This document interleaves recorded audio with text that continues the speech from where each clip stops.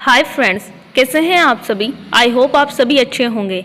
आज हम जानने का प्रयास करेंगे किस प्रकार रणमल राठौड़ द्वारा मारवाड़ राज्य को पुनः प्राप्त किया जाता है, क्योंकि इनके पिता राव चूड़ा द्वारा इन्हें उत्तराधिकारी के अधिकार से वंचित कर दिया जाता है।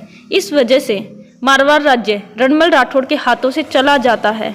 इस वजह से रणमल राठौड़ मारवाड़ राज्य को पुनः प्राप्त करना चाहते हैं और उन्हें मारवाड़ राज्य को प्राप्त करने के लिए क्या क्या संघर्ष करना पड़ता है और किस प्रकार उन्होंने मेवाड़ राज्य के साथ मेल मिलाप बढ़ाए और अपनी राजनीतिक महत्वाकांक्षा को पूरा करने के लिए किस प्रकार दोनों राज्यों की बागडोर अपने हाथों में ले लिए, इन तमाम सवालों का जवाब इसी लेक्चर सीरीज में जानने का प्रयास करेंगे। परंतु इससे पहले थोड़ी सी चर्चा पिछले लेक्चर की कर लेते हैं, जिसमें जाना था किस प्रकार राव चूड़ा ने मंडोर को विजिट किया और उन्होंने मंडोर को ही क्यों चुना। सो फ्रेंड्स, चलते हैं हमारे लेक्चर सीरीज की तरफ एंड शुरू करते हैं हमारी मारवाड़ रियासत की सीरीज का पार्ट 4। फ्रेंड्स, सर्वप्रथम हम चलते हैं मारवाड़ राज्य की ओर। जैसा कि विदित है, 1423 के अंदर राव चूड़ा की मृत्यु हो जाती है, लेकिन राव चूड़ा ने अपनी मृत्यु से पहले अपना उत्तराधिकारी का डिसीजन लिया था। किशोरी देवी के प्रभाव में, जो उनकी रानी थी, उन्होंने डिसीजन लिया कि उनके छोटे पुत्र राव कान्हा ही मारवाड़ राज्य के अगले शासक बनेंगे। अतः ऑब्वियस ही बात थी कि मारवाड़ राज्य के अगले शासक बने राव कान्हा। राव कान्हा के बाद में सत्ता नाम के शासक हुए, वो उत्तराधिकारी बने मारवाड़ राज्य के। सत्ता के बाद रणधीर और नरबद के मध्य युद्ध हो जाता है मारवाड़ राज्य को प्राप्त करने के लिए। लेकिन यहाँ पर देखने की बात यह है कि रणधीर द्वारा रणमल को आमंत्रित किया जाता है युद्ध में, और रणमल मेवाड़ सेना की सहायता से आते भी हैं मारवाड़ राज्य की ओर और मारवाड़ राज्य पर अधिकार भी कर लेते हैं। इस प्रकार यहाँ हम देख सकते हैं कि रणमल राठौड़ को जिस अवसर की तलाश थी, वो अवसर रणधीर द्वारा उपलब्ध करवाया जाता है। अब चलते हैं फ्रेंड्स हम मेवाड़ राज्य की ओर। जैसा कि आपको पता ही है, रणमल राठौड़ को उनके पिता उत्तराधिकारी के अधिकार से वंचित कर देते हैं, बस उन्हें केवल जोजावर की जागीर प्रदान करते हैं। अतः रणमल राठौड़ जोजावर की जागीर से संतुष्ट नहीं होते हैं और रणमल राठौड़ मारवाड़ राज्य को छोड़कर मेवाड़ राज्य में आ जाते हैं, जब मेवाड़ राज्य के शासक होते हैं राणा लाखा। लेकिन यहाँ पर एक संदर्भ दिया जाता है कि रणमल राठौड़ ने मेवाड़ राज्य में अपना हस्तक्षेप बढ़ाया या कहीं वैवाहिक संबंध के माध्यम से मेवाड़ राज्य का सहयोग प्राप्त किया। वो वैवाहिक संबंध क्या था, इसके संदर्भ में एक कहानी दी जाती है कि रणमल राठौड़ ने एक बार मेवाड़ राज्य के अंदर राणा लाखा के बड़े पुत्र चूड़ा के लिए नारियल भेजा। किसका नारियल भेजा? अपनी बहन हंसाबाई का। लेकिन राणा लाखा के बड़े पुत्र चूड़ा मेवाड़ दरबार में उपलब्ध नहीं थे या कहीं वो उपस्थित नहीं थे। इस वजह से वो नारियल हाथ लग गया किसके? राणा लाखा के। राणा लाखा ने सोचा कि यह विवाह प्रस्ताव उनके लिए आया है, लेकिन विवाह प्रस्ताव को हाथ में लेते हुए राणा लाखा ने कहा कि भला इस उम्र में हमारे से शादी कौन करेगा। जब इस बात का पता रणमल राठौड़ को लगता है, तो रणमल राठौड़ स्थिति का फायदा उठाते हुए कहते हैं कि यह विवाह प्रस्ताव राणा लाखा के लिए ही है, लेकिन राणा लाखा का हंसाबाई के साथ विवाह तभी हो सकता है जब एक शर्त मान्य हो।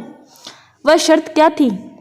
वह शर्त थी कि राणा लाखा और हंसाबाई से उत्पन्न पुत्र ही मेवाड़ राज्य का अगला शासक होगा। यह शर्त मेवाड़ राज्य के लिए एक गृह युद्ध जैसी स्थिति उत्पन्न कर सकती थी, क्योंकि राणा लाखा के बड़े पुत्र थे चूड़ा, अतः उत्तराधिकारी तो चूड़ा ही बनने चाहिए। लेकिन वह पुत्र जो अभी पैदा ही नहीं हुआ, उसकी शर्त रखी जा रही है रणमल राठौड़ द्वारा। इस स्थिति को या कहें इस राजनीतिक अस्थिरता को दूर करने में अहम रोल प्ले करा किसने? चूड़ा ने। चूड़ा ने अपने पिता राणा लाखा के समक्ष एक प्रतिज्ञा ली। आइए फ्रेंड्स, जानने का प्रयास करते हैं इसके परिणाम के द्वारा।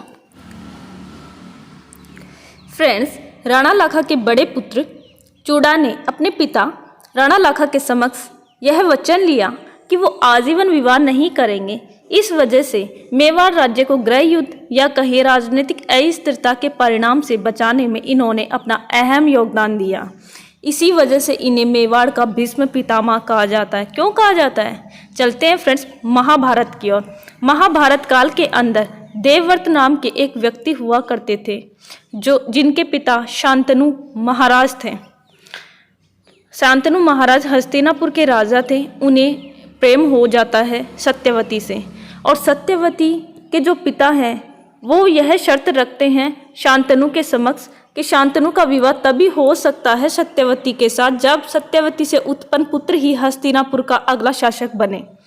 यह सेम टू सेम सिचुएशन या कहीं समस्या उत्पन्न हो जाती है शांतनु के समक्ष, जैसे राणा लाखा के समक्ष उपस्थित हुई थी कि शांतनु का बड़ा पुत्र तो था देवव्रत, लेकिन उन्हें भी उस पुत्र को उत्तराधिकारी नियुक्त करना था जो अभी सत्यवती से पैदा ही नहीं हुआ था। इस वजह से यहाँ पर देवव्रत ने अपने पिता शांतनु के समक्ष यह प्रतिज्ञा ली, आजीवन हस्तिनापुर राज्य पर अपना अधिकार नहीं जमाएंगे, साथ ही ना ही वो आजीवन कभी विवाह करेंगे। इसी वजह से उन्हें भीष्म पितामह की उपाधि से नवाजा गया। सो फ्रेंड्स, दोनों यानी चूड़ा और देवव्रत की सिमिलरिटी होने की वजह से दोनों को भीष्म पितामह की उपाधि से नवाजा गया। सो फ्रेंड्स, यहाँ पर आई होप आपको समझ आ गया होगा। अब चलते हैं फ्रेंड्स, हंसाबाई का राणा लाखा के साथ विवाह हो जाता है और उनसे एक पुत्र उत्पन्न होता है मौकल। तो ऑब्वियस सी बात है, जो शर्त रखी गई थी कि मेवाड़ राज्य का अगला शासक हंसाबाई का पुत्र ही बनेगा, तो मौकल अगले शासक मेवाड़ के बने।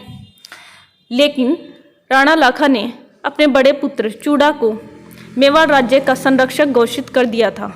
यह बात रास नहीं आ रही थी किसको? रणमल राठौड़ और हंसाबाई को। हंसाबाई को डर था कि कहीं पर चूड़ा अवसर पाकर उनके पुत्र मौकल की हत्या ना कर दें और मेवाड़ राज्य पर अधिकार ना कर ले, और इस साजिश को अंजाम देने का काम किया रणमल राठौड़ ने। रणमल राठौड़ ने साजिश करके चूड़ा को मेवाड़ राज्य से निकलवा दिया और चूड़ा चले जाते हैं मालवा के राजा होशंग शाह के पास। इस प्रकार चूड़ा का मेवाड़ और मारवाड़ दोनों राज्यों पर हस्तक्षेप बढ़ जाता है। साथ ही कहीं दोनों राज्यों का शासन संचालन उनके हाथ में आ जाता है। मेवाड़ राज्य के अंदर उच्च पदों पर रणमल राठौड़ों को नियुक्त कर देते हैं। यह बात पसंद नहीं आती है मेवाड़ के सरदारों को, इसी वजह से मेवाड़ के सरदार उन्हें मार देते हैं। यह इतिहास में दिया जाता है। साथ में इनकी मृत्यु के संबंध में भारमली का कंसेप्ट भी आता है। ये भारमली कौन थी? चलिए फ्रेंड्स, जानने का प्रयास करते हैं। फ्रेंड्स, भारमली हंसाबाई की दासी या डावरी थी। पहले जब शादी हुआ करती थी राजा महाराजाओं की बेटियों की, तब उनके साथ दासियां दहेज में दी जाती थी। तो ऐसी ही दासी दहेज में दी गई थी हंसाबाई को भारमली। भारमली से प्रेम हो जाता है किसको? रणमल राठौड़ को। रणमल राठौड़ भारमली को एक लालच देते हैं कि भारमली, मैं आपको मेवाड़ राज्य की रानी बनाऊंगा, यानी मैं आपसे शादी करूंगा और आप रानी बनेंगे मेवाड़ राज्य की, लेकिन मैं जो आपको जहर की पुड़िया दे रहा हूँ वह आप राणा कुंभा को दे देना रात के भोजन में या शाही भोजन में।